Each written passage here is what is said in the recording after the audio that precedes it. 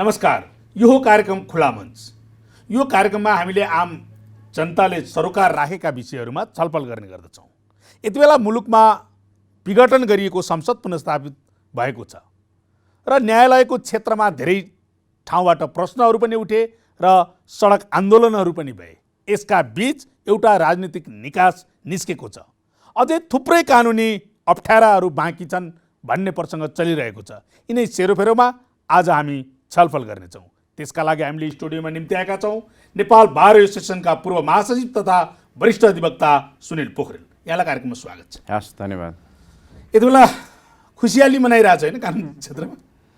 खुसियाली मनाउनुको भन्दा पनि हिजो न्यायालयप्रतिको एउटा जनविश्वास खस्केको हो कि अथवा न्यायालय पनि कार्यपालिका अथवा व्यवस्थापिकाको छाया हो कि भन्ने आम जनमानसमा जुन एउटा सन्तास थियो अथवा जुन शङ्का उपशङ्का थियो, अस्ति 11 गतेको जुन सर्वोच्च अदालतले संसद पुनर्स्थापना गर्ने अर्थात् प्रतिनिधि सभा पुनर्स्थापना गर्ने जुन फैसला गर्यो, जुन संविधानको पक्षमा, अहिलेको सङ्घीय लोकतान्त्रिक गणतन्त्रको पक्षमा र खास गरिकन अधिकांश जनताको अपेक्षा बमोजिमको जुन फैसला भयो, त्यो कारणले चाहिँ अलिकति न्यायालय चाहिँ आस्थाको केन्द्र हो भन्ने कुराको फेरि एकचोटि पुनर्पुष्टाइ भएको छ। त्यो कारणले पनि वास्तवमा न्यायिक क्षेत्रले यो अस्तिको फैसलालाई चाहिँ गर्वको साथ हेरेको छ। यो ऐतिहासिक फैसला रहेको छ। यो सँगसँगै आज हामी अलिक खुलेर कुरा गरौँ, किनभने कानुनका विषयमा अथवा अदालतका विषयमा बोल्न हुँदैन अथवा कानुनका विषयमा धेरै जान्न हुँदैन भन्ने पब्लिकलाई चाहिँ एक खाले त्रास दिइरहने चाहिँ जुन छ त्योभन्दा अलिक बाहिर रहेर भनौँ। यसपटकको फैसला, सर्वोच्चको फैसलाको आधारहरू के हुन्? अस्ति 11 गतेको फैसला पुनर्स्थापना जुन अस्ति संक्षिप्त फैसला जुन आयो, आदेश आयो, त्यसको पूर्ण पाठ त पछि आउँछ, 15 पृष्ठको छ। त्यसमा 5 वटा आधारहरू सर्वोच्च अदालतले 5 वटा बुँदामा निष्कर्ष निकाल्यो। एउटा, प्रतिनिधि सभाको विघटनको विषय राजनीतिक विषय मात्रै हो कि यो संवैधानिक र कानुनी पनि हो, र सर्वोच्च अदालतले आफ्नो आदेशमा के भन्यो भने यो राजनीतिक विषय मात्रै होइन, यो संवैधानिक र कानुनी विषय पनि हो र विगतको नजिरलाई पनि उसले हेऱ्यो। विगतमा पनि सर्वोच्च अदालतले यस्तो संसदको विघटनको विषयलाई चाहिँ आफ्नो अधिकार क्षेत्र अन्तर्गत कुनैमा पुनर्स्थापना गर्यो, कुनैमा पुनर्स्थापना नगर्ने निर्णय गरेको हुनाले यो चाहिँ राजनीतिक विषय मात्रै होइन, यो संवैधानिक र कानुनी विषय भन्यो। दोस्रो, यसले अहिलेको संविधान बमोजिम प्रतिनिधि सभाको विघटनका लागि संविधानको धारा 76(1) र 2 बमोजिमको गठन भएको प्रधानमन्त्रीले अधिकार राख्छ कि राख्दैन भन्दाखेरि अदालतको त्यो संक्षिप्त आदेशमा 1 बमोजिमको प्रधानमन्त्रीले त्यो अधिकार राख्दैन, त्यो एउटा निष्कर्षमा पुगेको छ। त्यसपछि अर्को विषय भनेको अदालतले चाहिँ यो हाम्रो जुन संसदीय अभ्यास अथवा अन्तर्राष्ट्रिय संसदको जुन संसदीय अभ्यास जुन हुन्छ, त्यो कारणले प्रधानमन्त्रीलाई कतै अन्तर्निहित अधिकार छ कि संसदको प्रतिनिधि सभाको विघटन गर्ने भन्ने कुरा त्यो पनि छैन भन्यो। र उसले साथसाथै के भन्यो भने नेपालको संविधानको अहिलेको व्यवस्थाले दुईटा कुरा गर्यो। एउटा, संविधानको धारा 100 को उपधारा 4 ले एकचोटि विश्वासको मत प्राप्त गरिसकेको प्रधानमन्त्रीलाई 2 वर्षसम्म हटाउन नपाउने संविधानको व्यवस्था, साथसाथै प्रधानमन्त्रीले हिजोको संविधानको धारा 53(4) बमोजिम चाहिँ प्रतिनिधि सभाको विघटन गर्ने जुन अधिकार राखेको त्यो व्यवस्थालाई हटायो। अर्थात् अहिले के गर्यो भन्दाखेरि पनि संविधानले, हामीले 72 को संविधानमा शासकीय स्वरूप र संसदीय व्यवस्थालाई चेक एन्ड ब्यालेन्सको रूपमा राख्यौँ। आफैले जन्म दिएको प्रधानमन्त्रीलाई प्रतिनिधि सभाले संसदीय अभ्यासअनुसार जहिले पनि हटाउन पाउने हो। हामी कहाँ विगतमा त्यो जहिले पनि हटाउने प्रक्रियाले गर्दाखेरि विकृति आयो, राजनीतिक अस्थिरता आयो। त्यसले गर्दा हामीले संविधानमा के गर्यौँ भने एकचोटि भइसकेको प्रधानमन्त्रीलाई 2 वर्ष चाहिँ कमसेकम हटाउन नपाइने, 2 वर्ष पुगेपछि अविश्वासको मत ल्याउन पाउने, तर त्यो अविश्वासको मत डिफिट गर्यो अथवा अविश्वासको मत पास भएर अर्को प्रधानमन्त्री नियुक्त भयो भने त्यसलाई फेरि 1 वर्ष ल्याउन नपाउने व्यवस्था गर्यो। त्यसले गर्दा यसले के गर्यो भन्दाखेरि भने हाम्रो संसदीय लोकतन्त्र र हाम्रो संसदीय प्रणाली संसारको भन्दा विशिष्ट खालको छ। सर्वोच्च अदालतको फैसलामा के भन्यो? त्यसलाई त जटिलता भनियो नि त।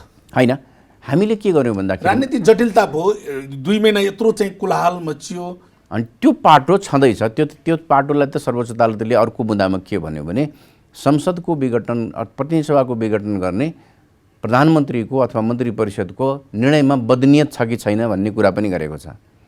जस्तै बदनियत साथ त्यो गरियो भन्ने कुरा पनि गरेको छ र उहाँको विरुद्ध अविश्वासको प्रस्ताव दर्ता भइसकेको विषय, त्यो दर्ताको टाइमिङको विषय पनि उसले उल्लेख गरेको छ।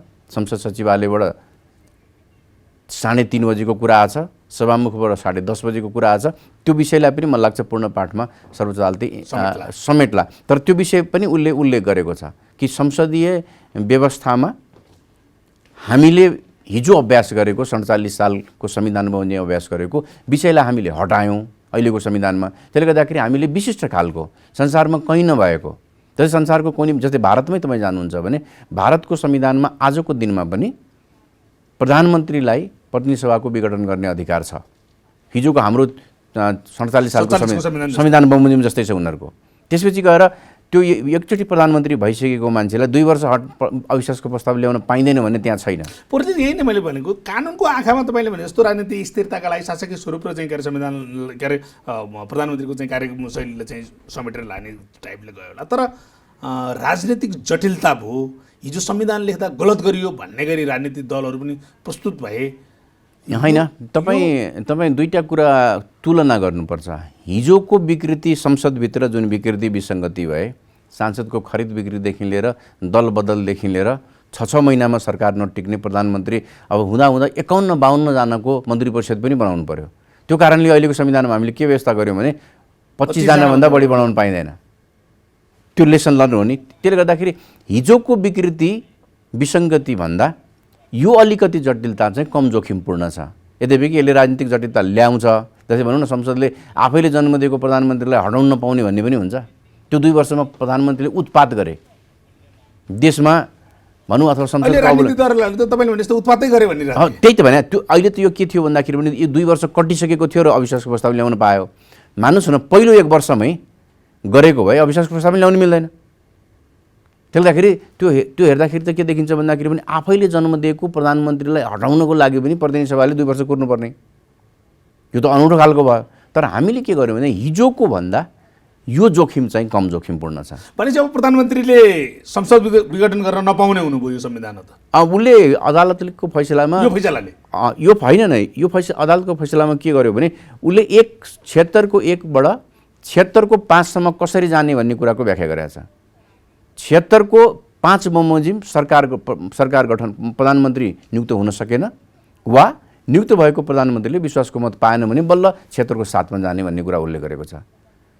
अहिलेका प्रधानमन्त्री 76 बमोजिम नियुक्त भए, पछि उहाँहरूको पार्टी 1 भइसकेपछि उहाँ 76 को बहुमत प्राप्त दलको संसद दलको नेता हुँ भनेर जानुभयो।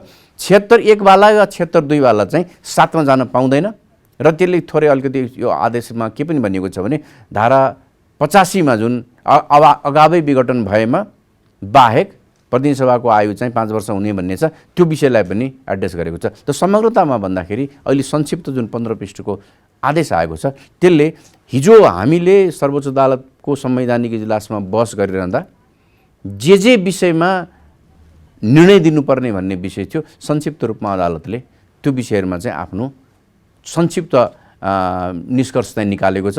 विस्तृत पूर्ण निर्णयले प्रधानमन्त्री संसदप्रति जवाबदेही हुनुपर्छ भन्ने देखायो या विवादै भएन। उसले के गर्यो भन्दाखेरि भने 76 तपाईँले हेर्नुभयो भने 76 भनेको मन्त्री परिषदको गठन सम्बन्धी धारा हो।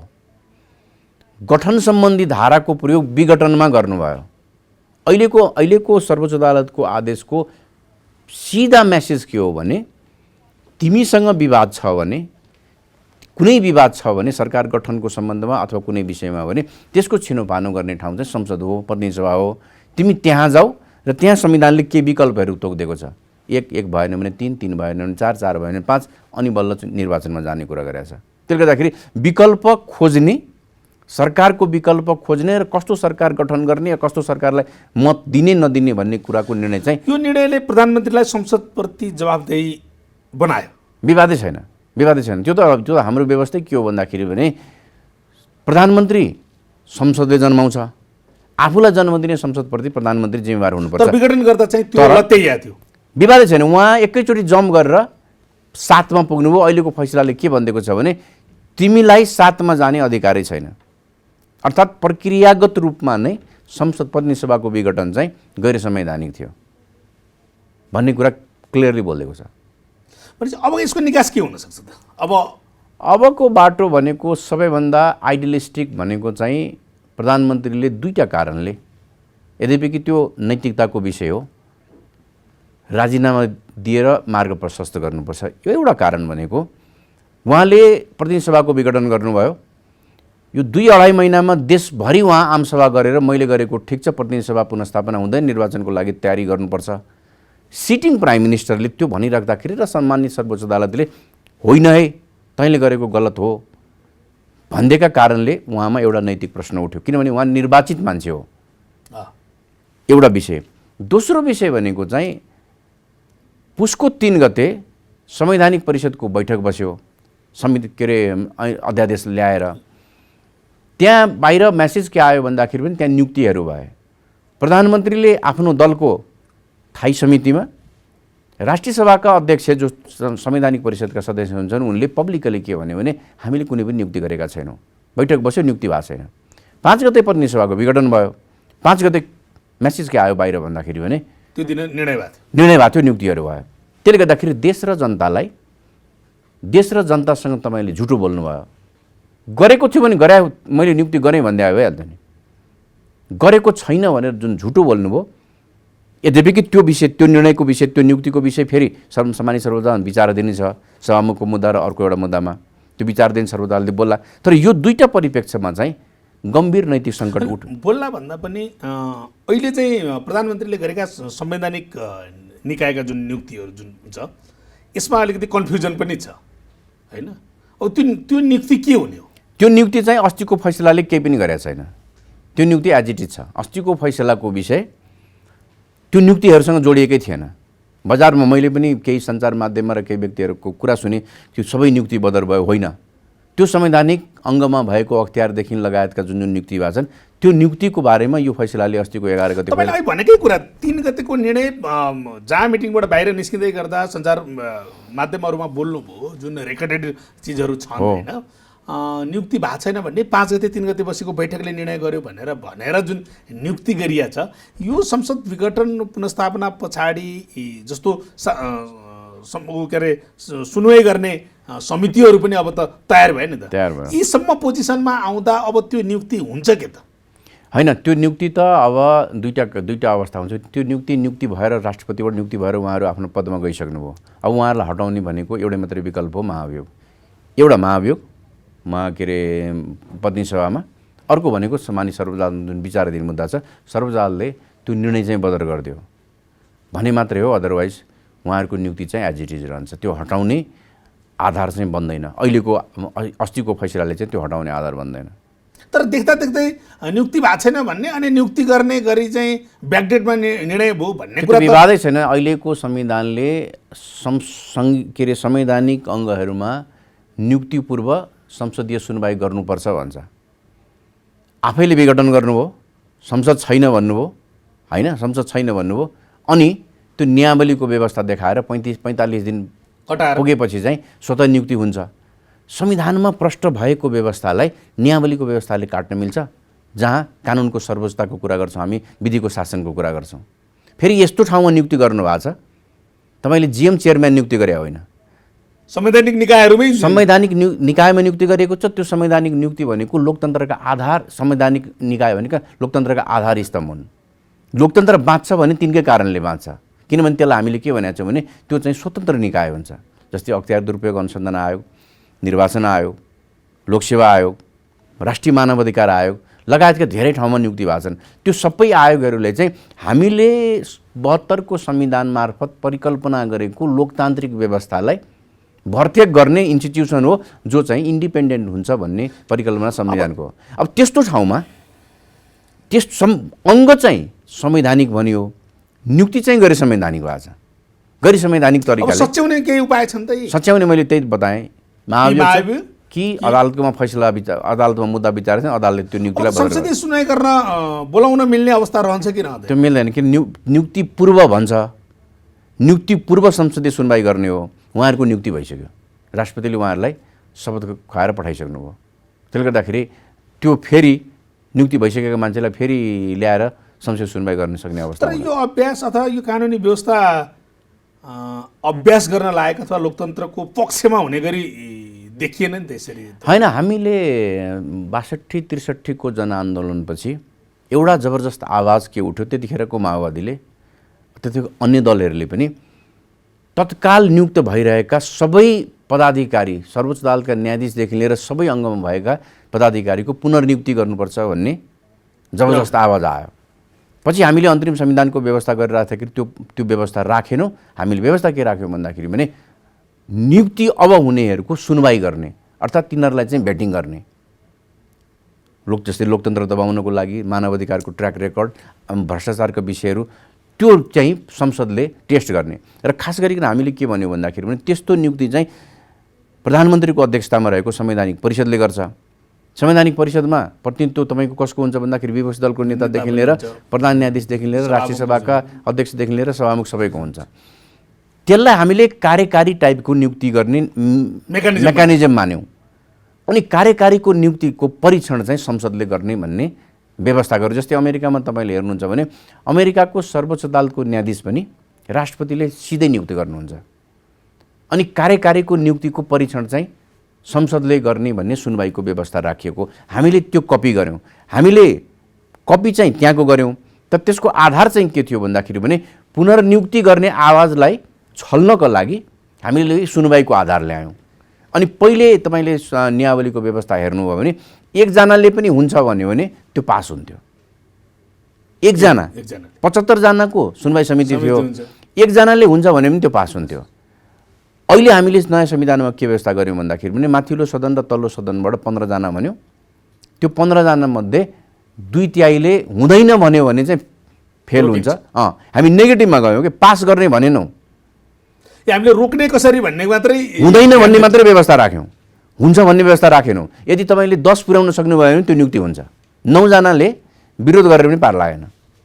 अर्थात् हामीले के भने पास गर्ने भनेनौँ कि 2/3 पास गर्नुपर्छ भनेनौँ कि 2/3 अस्वीकृत गर्न सक्छ भने। त्यसपछि त तपाईँले भने जस्तो यो संवैधानिक नियुक्तिको विषयले लिएर अबको चाहिँ सत्ता साझेदारी गर्ने विषयमा पनि दलहरूबिच जुन हिसाब किताब भइरहेछ त्यसमा पनि अप्ठ्यारो परिरहेछ। अब यो पुनर्नियुक्ति नहुने अथवा यसका लागि चाहिँ माया अभियोगमा पुग्नुपर्ने अर्थात् सर्वोच्च अदालतको फैसला कुर्नुपर्ने परिस्थिति हुँदा त यो त कहीँ न कहीँ अहिले भएको चाहिँ निरङ्कुश नियुक्ति भयो भनेका कुरा त निरङ्कुशै हो भनेर। निरङ्कुश भन्दा पनि गैर संवैधानिक भयो। हेर्नुहोस्, जसले नियुक्ति पाउनु भएको छ उहाँहरूका बारेमा पनि जहिले पनि प्रश्न उठिरहने भयो। उहाँहरूले वैधानिक जस्तै भन्नु अख्तियार दुरुपयोग अनुसन्धान आयोगमा तपाईँले प्रमुखको नियुक्ति गर्नुभयो। जसले अरूले गैर कानुनी काम गरेको, भ्रष्टाचार गरेको मुद्दा चलाउँछ उसको आफ्नै नियुक्ति गैर कानुनी छ। यद्यपि त्यतिखेरको कानुन बमोजिम प्रक्रिया पुर्याएर गरिएको छ, तर संसद त छलिएको हो नि। अहिले सर्वोच्च अदालतले के भनिदियो भन्दाखेरि भने त्यो संसद विघटन भएको पिरियडलाई शून्य पिरियड मानिदियो। अर्थात् जहिले उहाँले विघटन गर्नुभएको थियो 5 गते विघटन गर्नुभएको थियो, त्यो 5 गतेदेखि नै संसद चाहिँ सुचारू छ भन्ने खालको फैसला गरिदिएको छ। अब सर्वोच्च अदालतको त्यो फैसलाले हेर्दाखेरि त तपाईँले संसद त छलाएर लैजानु भयो नि भन्ने कुरा देखिरहेको अवस्था छ। अब तपाईँले यतापट्टिको प्रधानमन्त्रीको अबको यात्रा के हुन्छ अथवा सरकारको गठनको प्रक्रिया। हजुर, मैले भनेको अब सरकार गठनको प्रक्रिया चाहिँ के हो त?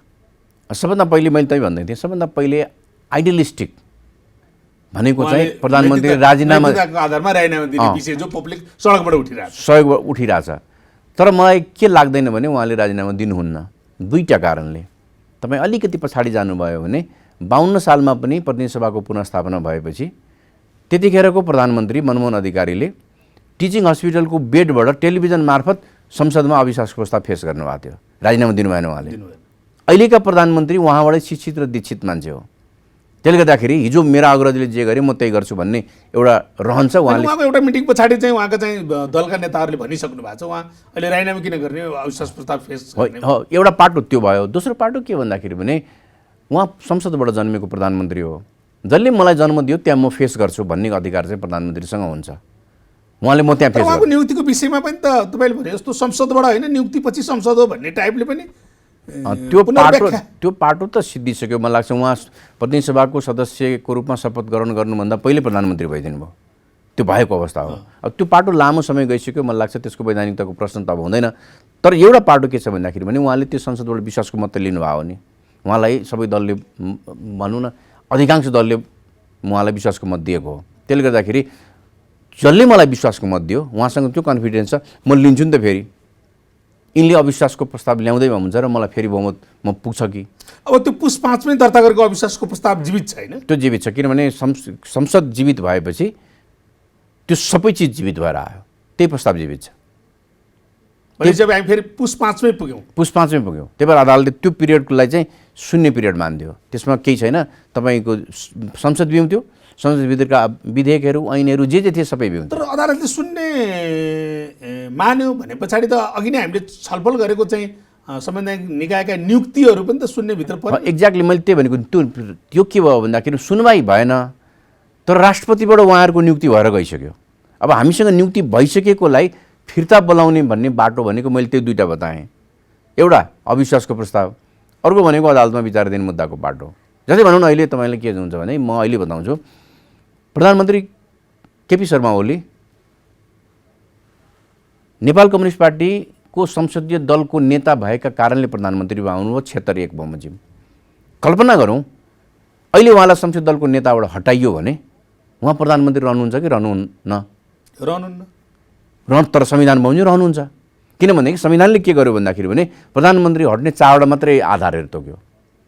पहिलो आधार के भन्यो भन्दाखेरि राजीनामा दिएमा, दोस्रो के भन्यो भन्दाखेरि पनि उहाँको विरुद्ध अविश्वासको प्रस्ताव पास भएमा, तेस्रो उहाँ प्रतिनिधि सभाको सदस्य नरहेमा, चौथो उहाँको मृत्यु भएमा।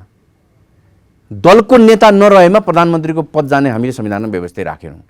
नियुक्तिको लागि चाहिँ संसदीय दलको नेता हुनुपर्ने 76 बमोजिम, तर त्यो संसदीय दलको नेताबाट हट्यो भने चाहिँ प्रधानमन्त्रीको पद जाने भन्ने व्यवस्था संविधानमा राखेन। भनेपछि त कानुनी जटिलता त अझै छ।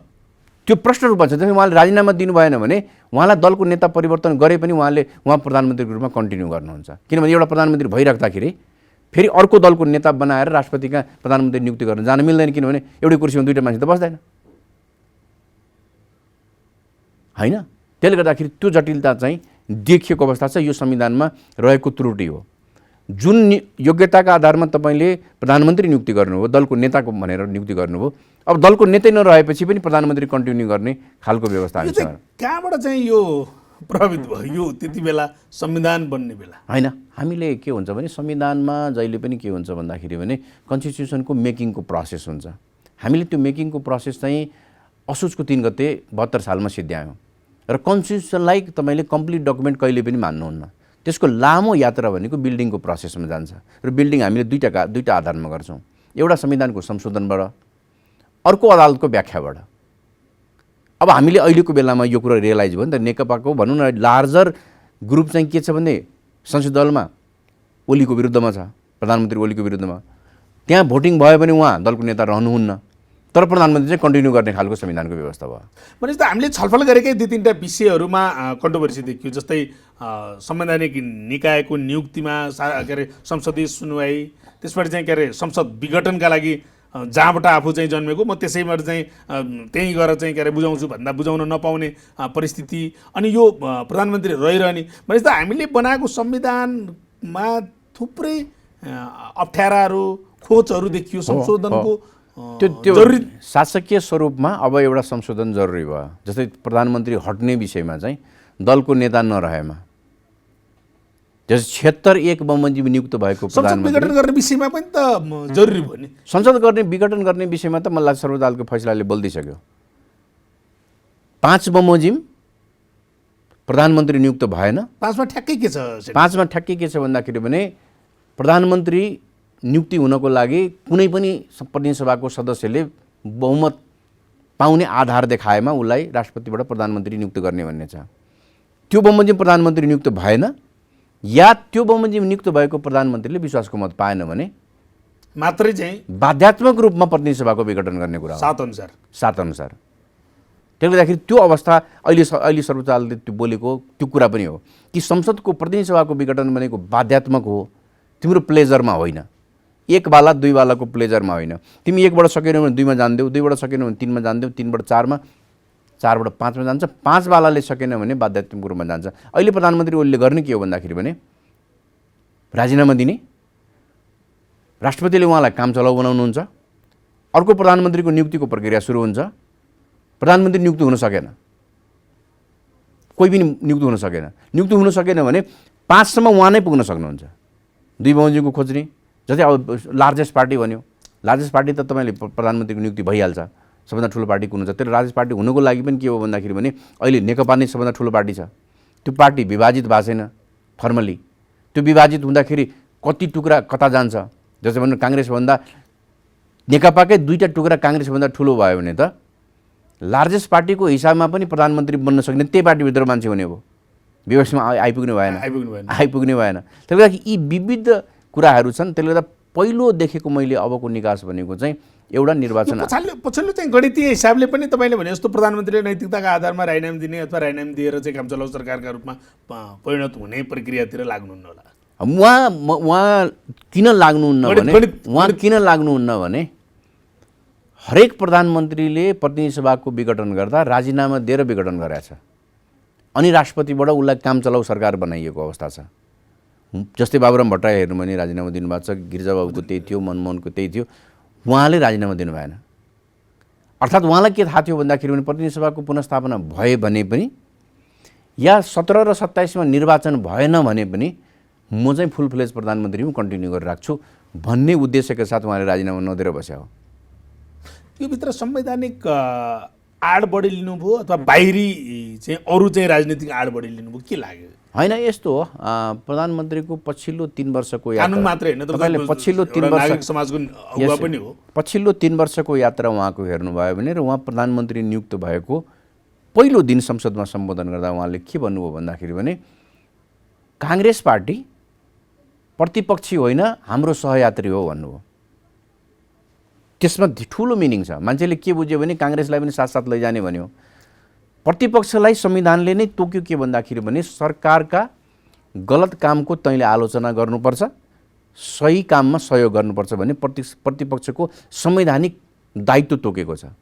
उहाँलाई त्यतिखेर के देखाउनु भयो भन्दाखेरि भने काङ्ग्रेस पार्टी अथवा प्रतिपक्ष भनेको केही होइन, अब म यसलाई साथसाथ लैजान्छु भन्नुभयो। कार्यशैली पनि त्यस्तै देखियो।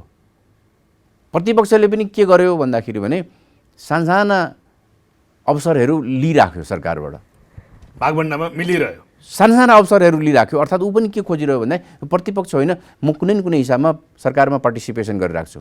त्यसपछि उहाँका अन्य कुराहरू तपाईँले आफ्नै दलभित्रको कुरा हेर्नुभयो भने पनि एउटा जेन्टलम्यान एग्रिमेन्ट भएको थियो, पछि त्यो भएकै छैन भनिदिनु भयो, 2.5 वर्ष भनिदिनु भयो।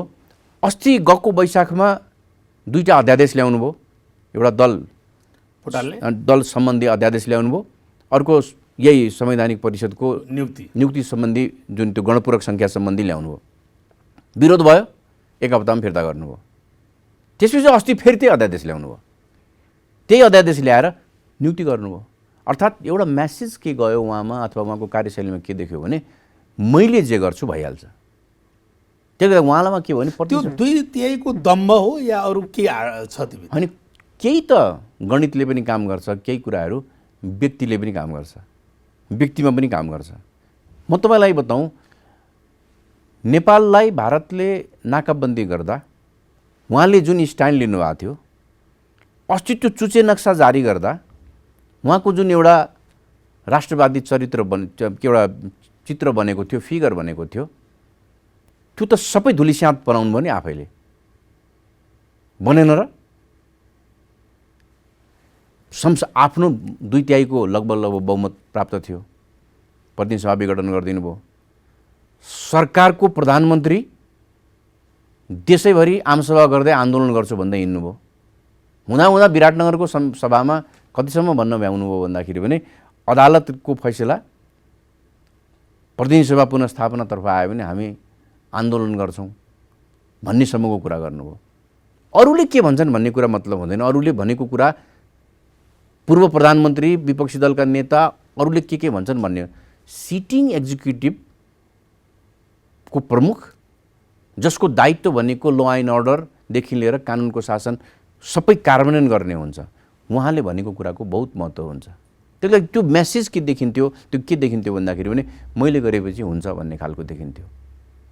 त्यसरी बसिरहेको मान्छेलाई अझै पनि के छ भन्दाखेरि भने म राजीनामा दिन्न, अर्को सरकार बन्दैन, फेरि प्रतिनिधि सभा विघटन हुन्छ, निर्वाचन मै जान्छु भन्ने खालको आश पनि हुनसक्छ, हुन पनि सक्छ। त्यो आधारहरू देखिन्छ होइन, जस्तै भनौँ न, कुनै पनि कसैले पनि बहुमत सिद्ध गर्न सकेन, नेकपा फुटेन, एकछिनलाई मान्नुहोस्, र तपाईँको निर्वाचन आयोगले नेकपा फुटेको फर्मल डिक्लेरेसन गरेन, संसदीय दलको नेता उही हो, उहाँको विरुद्ध अविश्वासको प्रस्ताव आयो, उहाँले व्हिप जारी गर्न पाउनुहुन्छ दलको नेताको हिसाबमा, त्यो प्रस्तावको विपक्षमा मतदान गर भनेर व्हिप जारी गर्नुहुन्छ, एकछिनलाई मान्नुहोस्। त्यो व्हिपको विरुद्धमा गयो भने दलको विधानको विपरीत कार्य गरेको हुनाले उहाँले सांसदलाई निलम्बन गर्न सक्नुहुन्छ, संसदीय दलको नेताको हिसाबमा सक्नुहुन्छ। यो तमाम प्रक्रियामा जान सक्छ, किनभने उहाँलाई दलको नेता हटाउनलाई त पहिले संसदीय दलमा उहाँको विरुद्ध अविश्वासको मत ल्याउनु पऱ्यो, उहाँलाई त्यहाँबाट हटाउनु पऱ्यो। त्यसका लागि टेक्निकलिटी संसदीय दलको बैठक बोलाउने, फेरि अहिलेको संसदीय दलको नेताले उहाँ बैठकै बोलाइदिनु भयो भने के गर्नुहुन्छ? त्यसले गर्दाखेरि यो जबरजस्तीका आधार, जबरजस्ती त आफ्नो ठाउँमा छ हो, गणितीय हिसाबमा कति प्रतिशतले चाहिँ संसदीय दलको बैठक बोलाउन सक्ने? त्यहाँ पनि 25% छ बोलाउन सक्ने भन्ने बाध्यात्मक व्यवस्थाहरू छ। त्यो त के हुन्छ भने सचिवालयमा पनि सचिवालय हुन्छ नि त। अब सचिवालयमा कसको मान्छे छ भन्ने हुन्छ। तपाईँ संसदको सचिवालय त देख्नुभयो नि, सभामुख 10:30 बजे भन्छन्, संसद सचिवालय 3:30 बजे भन्छ। दुईटा मध्ये एउटा गडबड हो नि। हामीले सभामुखलाई तटस्थ व्यक्तिको रूपमा मान्यौँ, या त सभामुखको कुरा गलत छ या त त्यो संसद सचिवालयको कर्मचारीको कुरा गलत छ। त्यसले त्यहाँ पनि त अहिले यी तमाम चाहिँ हाँगाबिगाहरू, कानुनका हाँगाबिगा हेर्दा संसद पुनर्स्थापना भयो, प्रधानमन्त्रीले राजीनामा गर्नुहुन्छ अथवा प्रधानमन्त्रीलाई हटाइन्छ, अर्को सरकार चाँडै बन्छ भन्ने यी कथा त्यति सजिलो चाहिँ रहेनछ। जस्तो भनौँ न, अदालतले आदेशमा 13 दिनभित्र प्रतिनिधि सभा बैठक बोलायो भन्यो, 24 गतेभित्र। 23 गते प्रतिनिधि सभा बैठक बोलाइयो, 23 गते बेलुका चाहिँ राष्ट्रपतिलाई सिफारिस गरेर प्रतिनिधि सभाको अधिवेशन अन्त भएको घोषणा गरिदियो भने के हुन्छ? त्यो त प्रधानमन्त्रीपछि सिफारिसमा राष्ट्रपतिले गर्ने हो होइन? अनि त्यहाँबाट फेरि 6 महिनाभित्र बोलाउनु पर्ने छ, 6 महिनासम्म त्यो सरकार चल्यो नि। फेरि त्यसपछि त्यहाँ प्रक्रिया त छ, फेरि प्रतिनिधि सभाको बैठक बोलाउनुको लागि फेरि 25%ले हस्ताक्षर गर्नु पर्यो, समावेदन गर्ने, त्यो प्रक्रियामा जान्छ। त्यसले गर्दाखेरि यस्तो कुराहरू चाहिँ के हो भन्दाखेरि भने कानुन चाहिँ शासकीय स्वरूपमा चाहिँ धेरै नै जेलोमेलो गरियो जस्तो लाग्यो। 47 सालको संविधानमा बरु अलि स्पष्ट थियो कि होइन। कानुन र संविधान भनेको त पालन गर्नेका लागि हुन्छ क्या, बेइमानी गर्नेको लागि त कसरी भन्छ र? बेइमानी गर्ने त हरेक ठाउँमा खोज्छ नि। त्यही भएर सर्वोच्च अदालतले, मैले त्यहीमा जाँदै थिएँ, सर्वोच्च अदालतले त्यही बुझेर 13 दिन किटान गर्यो। उसले किन किटान गर्यो भन्दाखेरि उसले प्रतिनिधि सभा पुनर्स्थापना गर्यो, 5 गतेदेखि प्रतिनिधि सभा कन्टिन्यू छ भन्यो। त्यो किटान नगरेको भए सरकारले अर्थ के लगाउँथ्यो भने त्यो भएपछि त 18 गते अधिवेशन आह्वान गरेको थियो, 18 गते पुसको 18 गते अधिवेशन भयो। अब पुसको 18 गतेबाट 6 महिनाभित्र जहिले बोलाए पनि हुन्छ भन्नेतिर जान्थ्यो। पुस 18बाट 6 महिना भनेको साउनतिर पुग्छ। भनेपछि अहिले सबैका आँखा अथवा कानुनी आँखा, नागरिक समाजका आँखा यो सरकारले चाहिँ आफ्नो आयु लम्ब्याउने कानुनका चाहिँ उहरू के अरे बेसहरू खोजिरहेछ। हो, तपाईँको दुईवटा चिज हुन्छ क्या, हेर्नुहोस् यो शिवजी। एउटा व्यवसायीले प्रफिटमा र राजनीतिले पावर सेयरिङमा इन्जोय गर्छ, जे पनि गर्छ। त्यो कुरा चाहिँ जस्तै व्यवसायीले जतिसुकै झगडा गरे भने जब प्रफिट सेयरिङको कुरा आउँछ उसले त्यहाँ कम्प्रोमाइज गर्छ अथवा के गर्छ। तर तपाईँले भनेको यी सबै कुरा हेर्दाखेरि त यो निर्णयले त राष्ट्रपति पनि त विवादमा आउनु भयो नि त। त्यो त विवादै भएन। राष्ट्रपतिले पहिले विघटन गरेको कुरासम्म डिस्कस छलफलमा लानु भएन, इमिडिएटली गर्नुभयो, त्यसको एउटा पाटो थियो। सडकमा डिबेट के थियो भने वैशाखको 17 र 27मा निर्वाचन हुँदैन, हुन्छ भन्ने डिबेट थियो। राष्ट्रपति खुलेर पब्लिकली वैशाखको 17 र 27मा निर्वाचन हुन्छ भनेर भन्दै हिँड्नुभयो। त्यो कुराहरूले चाहिँ उहाँलाई विवादमा तानेको। हेर्नुहोस्, यो प्रक्रियामा राष्ट्रपति चाहिँ कहीँ न कहीँ विवादमा आउनुभएको छ। हामीले त्यो संस्थालाई त्यसरी विवादमा आउनु हुँदैन भन्ने मान्यता राख्छौँ। त्यो सम्मानित संस्था हो, तर आयो, प्रश्नहरू त्यो पनि उठे। मलाई लाग्छ संसदको अधिवेशन भयो भने प्रधानमन्त्री ओलीका बारेमा जति टीका टिप्पणी, जति विरोध हुन्छ लगभग त्यत्तिकै राष्ट्रपतिको पनि हुन्छ होला संसदभित्र। त्यसले गर्दाखेरि भनेपछि प्रधानमन्त्री भन्दा बढी जिम्मेवार राष्ट्रपति रहनुभयो भनेर भन्यो भने के हुन्छ? त्यो त म भनिहाल्दिनँ, जिम्मेवार त अब प्रधानमन्त्री नै हो, कार्यकारी प्रमुख नै हेर्नुहोस्। तर उहाँको सिफारिसलाई जसरी उहाँले एज इट इज सदर गर्दै जानुभयो, सोद्धा पनि सोध्नु भएन। जस्तै भनौँ न, एउटा म तपाईँलाई त्यो अध्यादेशकै बारेमा, संसदको के अरे त्यो संवैधानिक परिषद सम्बन्धी अध्यादेश थियो नि, उहाँले सेकेन्ड टाइम ल्याउनु भयो नि। पहिलो ल्याउनु फिर्ता गर्नुभयो। राष्ट्रपतिले सोध्न सक्नुहुन्न, तपाईँले वैशाखमा ल्याउनु भयो, फिर्ता गराउनु भयो, फेरि यो किन ल्याउनु भयो? संसद विघटन त पहिलोचोटि थियो, त्यो अध्यादेश दोहोऱ्याएर ल्याएछ नि, आफैले ल्याएको फिर्ता गर्नुभयो, फेरि त्यही ल्याउँदाखेरि राष्ट्रपतिले सोध्नुपर्छ नि, तपाईँलाई के आवश्यक पर्यो?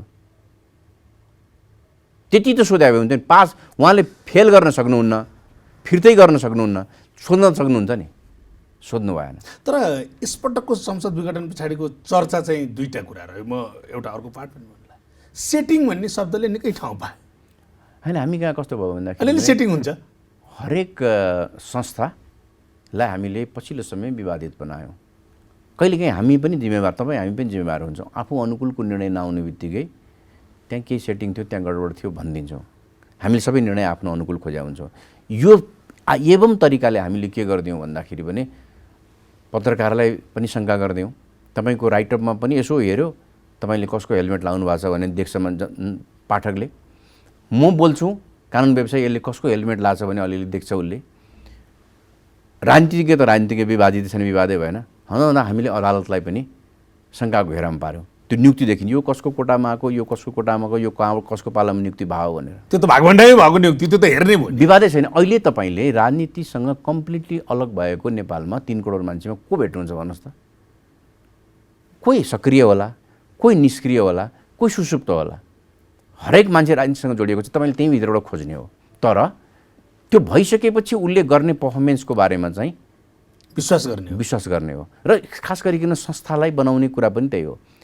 हरेक विषयमा तपाईँले शङ्का गरेका कारणले यो सेटिङ भनिदिएपछि त्यो चिज बिक्यो क्या, होला यो हुनसक्छ। जति भनौँ न, अदालतमै पनि प्रधानमन्त्रीको विरुद्धमा कसरी अदालत जाला र?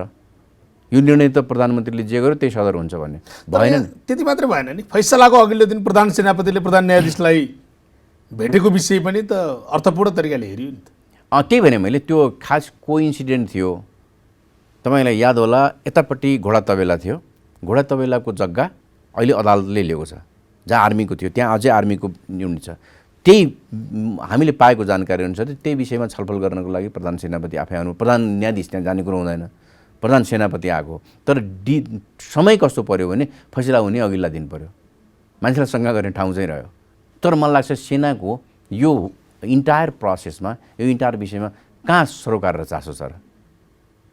तपाईँले भने जस्तै प्रतिनिधिसभाको विघटन सदर भएर तपाईँको राष्ट्रपति शासन लागु भए, इमर्जेन्सी लगाएको भए, सेनाको भूमिका भए अघिल्ला दिन आएको थियो, सल्लाह गर्यो, इमर्जेन्सी लगायो, सेना परिचालन गर्यो भन्ने हुन्थ्यो। त्यो शङ्का त, तर त्यो प्रयास थियो भन्ने सुनिन्छ नि। होइन। अब त्यो त कस्तो हुन्छ भन्दाखेरि भने अनुमानमा कुरा गर्न सकिँदैन नि।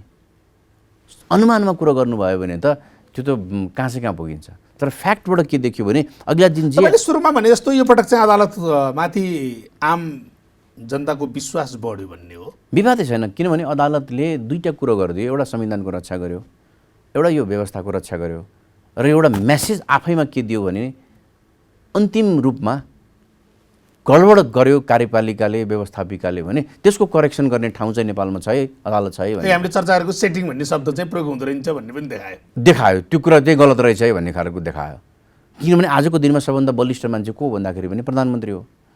उहाँसँग सबै चिज छ, प्रहरी छ, प्रशासन छ, फौज छ, पैसा छ। प्रभाव पर्ने थियो भने त उहाँको पर्थ्यो होला नि। तर सडकको प्रभाव परेर नि त होइन। सडक त एउटा भयो, सडकमा उहाँका पनि मान्छे थिए नि। दरबार अगाडि, राजदरबार अगाडि तपाईँ उहाँको मान्छे देख्नुभयो, बुटबलमा देख्नुभयो, विराटनगरमा देखिएको छ। सडक त प्यारलल गइरहेको थियो। तर होइन नि, पावरको हिसाबमा त आजको दिनमा पनि उहाँ नै कार्यकारी प्रमुख हो, उहाँको नै आदेश र उहाँको नै निर्णय चल्छ नि। तर सजिलो त भयो होइन, सोसल साइडहरूमा चाहिँ संसद पुनर्स्थापना, सडकमा संसद पुनर्स्थापना, पूर्व प्रधान न्यायाधीशहरूको सडक पुनर्स्थापना, संसद। त्योभन्दा पनि सबैभन्दा बलियो चिज भनेको अहिलेको संविधानले संसदको विघटनको अधिकार प्रधानमन्त्रीलाई नदिएको जुन लिखित हामीसँग संविधान थियो नि, त्यसले आधार दिए हो, बल दिए हो। 52 सालको विघटन भन्नुहोस् या गिरिजाबाबुको विघटन भन्नुहोस्, त्यतिखेर तपाईँले आर्गुमेन्ट गर्ने दुईटै ठाउँ थियो। किनभने त्यतिखेरको प्रधानमन्त्रीलाई छुट्टै 53/4ले प्रतिनिधि सभाको विघटन गर्ने अधिकार दिएको थियो। दुईटै साइडमा तपाईँले बहस गर्न सक्नुहुन्छ। जस्तै भनौँ न, गिरिजाबाबुको बेलामा के भयो भन्दाखेरि पनि बहुमत प्राप्त दलको नेता हुनुहुन्थ्यो, उहाँको आफ्नो प्रस्ताव, उहाँको नीति तथा कार्यक्रम प्रतिनिधि सभामा फेल गरिएको थियो। त्यो कारणले के जस्टिफाई गर्यो भन्दाखेरि भने त्यो प्रतिनिधि सभाले प्रधानमन्त्रीलाई असहयोग गर्यो, त्यो कारणले उहाँ ताजा जनादेशमा जान पाउनुहुन्छ भनेर सदर गरिदियो।